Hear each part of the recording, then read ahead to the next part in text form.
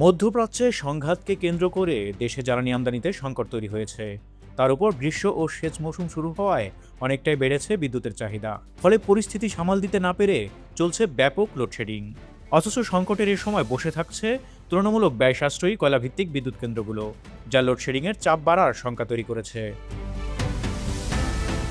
গ্যাসের সংকট মোকাবিলায় স্পট মার্কেট থেকে প্রায় দ্বিগুণ ব্যয়ে এলএনজি আমদানি করছে সরকার। অথচ বিদ্যুৎ খাতের বিশেষ করে কয়লা ও ফার্নেস অয়েল চালিত কেন্দ্রগুলোর বকেয়া বিল পরিশোধ করা হচ্ছে না। এতে এপ্রিলের শেষ দিকে বড় ধরনের লোডশেডিংয়ের মুখে পড়তে পারে দেশের জনগণ।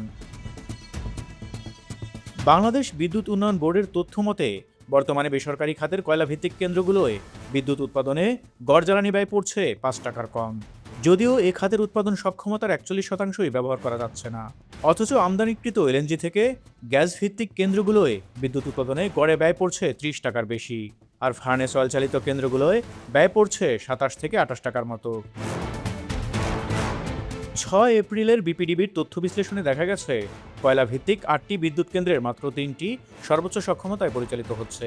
এগুলো হলো বাংলাদেশ ভারত যৌথ উদ্যোগে নির্মিত ১,২৪৪ মেগাওয়াট রামপাল বিদ্যুৎ কেন্দ্র, বাংলাদেশের এসালম ও চীনের সেপকো 3 যৌথ বিনিয়োগে নির্মিত ১,২৪৪ মেগাওয়াট এসএস পাওয়ার এবং বাংলাদেশ চীনের যৌথ বিনিয়োগে নির্মিত বরিশাল ৩০৭ মেগাওয়াট বিদ্যুৎ কেন্দ্র।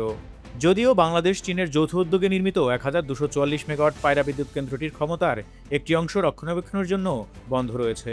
একইভাবে বন্ধ রয়েছে আদানির একটি ইউনিট। রক্ষণাবেক্ষণের জন্য রাষ্ট্রায়ত্ত বড়পুকুরিয়া বিদ্যুৎ কেন্দ্রের ১, ২ ও ৩ নং ইউনিট পুরোপুরি বন্ধ রয়েছে। তবে বেসরকারি খাতের অন্যতম বড় দুটি কেন্দ্র কয়লা সংকটে সক্ষমতা অনুযায়ী বিদ্যুৎ দিতে পারছে না। এর মধ্যে মাতারবাড়ি কয়লা ভিত্তিক কেন্দ্রটির সক্ষমতা ৭২%-এর বেশি বসে আছে। অন্যদিকে কয়লা সরবরাহ না থাকায় পটুয়াখালীর নবনির্মিত পটুয়াখালী ১,২৪৪ মেগাওয়াটের বিদ্যুৎ কেন্দ্রটি চালু করা যাচ্ছে না। সব মিলিয়ে দেশে কয়লা ভিত্তিক কেন্দ্রগুলোর উৎপাদন সক্ষমতা ৮,২৮৩ মেগাওয়াট। তবে গত ৬ এপ্রিল উৎপাদন করা হয়েছে ৪,৮৯০ মেগাওয়াট। অথচ পর্যাপ্ত বিদ্যুৎ না পাওয়ায় ৬ এপ্রিল উৎপাদন পর্যায়ে সর্বোচ্চ ১,০৮৩ মেগাওয়াট লোডশেডিং দেওয়া হয়েছে। গ্রাহক পর্যায়ে তা ১,৫০০ মেগাওয়াট ছাড়িয়েছে বলে মনে করছেন সংশ্লিষ্টরা।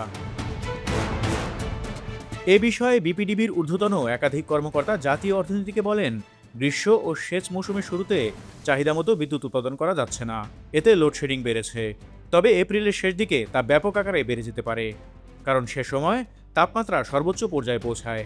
যদিও এ নিয়ে বিদ্যুৎ বিভাগের পর্যাপ্ত প্রস্তুতি নেই বলে মনে করছেন তারা।